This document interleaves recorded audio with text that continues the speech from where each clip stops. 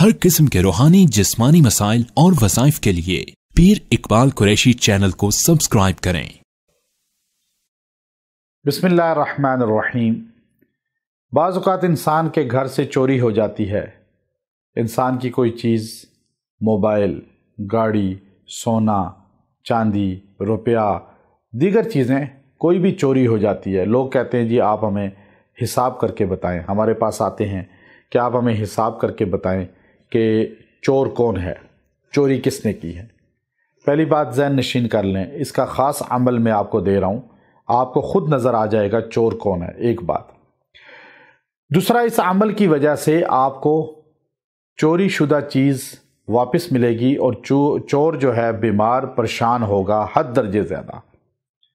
اور تیسری اہم چیز ذہن نشین کر لیں، علم غیب اللہ کے علاوہ کوئی نہیں جانتا۔ کوئی عامل آپ کو کہے کہ میں چوری کا یا چور کا بتلا سکتا ہوں تو آپ یقین کر لیں کہ یہ کاذب ہے، یہ جھوٹ بول رہا ہے، اس لیے کہ یہ چیزیں جو ہے علم کے ذریعے آپ نہیں بتا سکتے۔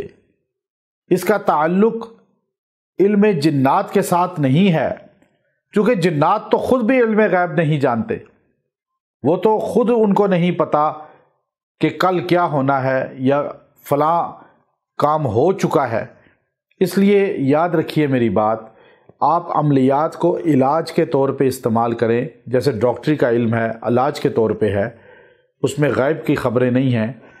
یہاں چوری کا بتلانا، اور لوگ آتے ہیں جی آپ بتائیں چور کون ہے، میں ان سے کہتا ہوں یہ چیزیں علم غیب ہیں، یہ پولیس کا کام ہے، آپ جا کے اس کی تفتیش کروائیں، انویسٹیگیشن کروائیں۔